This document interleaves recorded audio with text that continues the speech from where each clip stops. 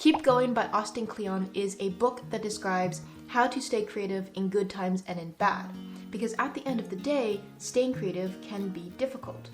Maybe we're burnt out, maybe we're starting over, maybe we're just starting out, or maybe we have already found success in our creative side hustle or side activity, but there's always that question of how do I keep going? How do I not quit?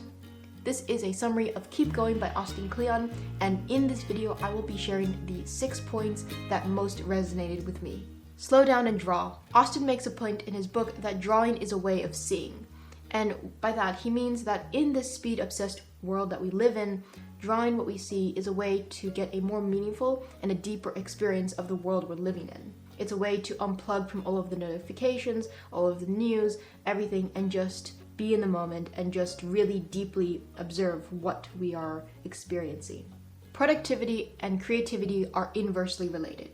And all that really means is that as productivity rises, creativity lowers, and vice versa, so as creativity increases, productivity will decrease. Said another way, when we are most productive, that doesn't necessarily mean that we're being very creative. Related to this productivity and creativity relationship is the advice that Austin gives us to just go for a walk and see what ideas arise. Maybe some won't arise, but maybe they will.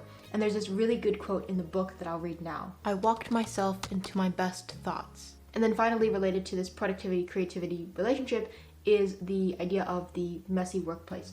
So Austin mainly advises us to focus on having a setup that really makes our work easier rather than it being so tidy, because at least in the arts and creativity space, there is you have to see the ideas spread out so you can make new connections. Creativity has seasons. You can think winter, spring, summer, autumn. There's this part in the book in which a lady has a tree growing just outside of her window. And so whenever she looks out, she can see the state of the tree. And depending on which season it is, she'll see the differences in that tree. So, in winter, it's going to be barren. In the spring, it starts to blossom, and so on and so forth.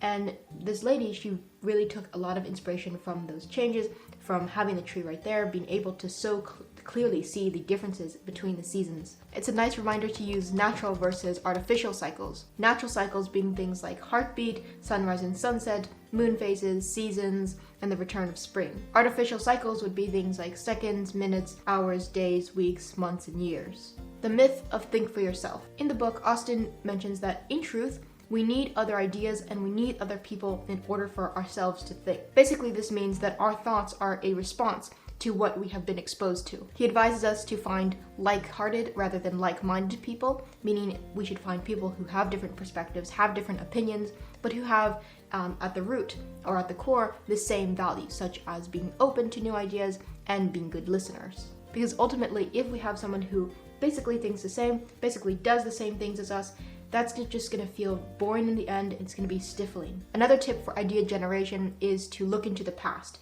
to read old books, and to see the ideas that basically nowadays we have forgotten. On one of the pages in the book, Austin has this little list of steps, and he says, if you can't come up with your own idea, take a popular current idea that you disagree with, and then look into the past for an old and opposing idea and resurrect that old idea in order to oppose the popular idea that you disagree with. Changing our mind. Austin describes hope as moving forward in the face of uncertainty, and he also says that change is central to art.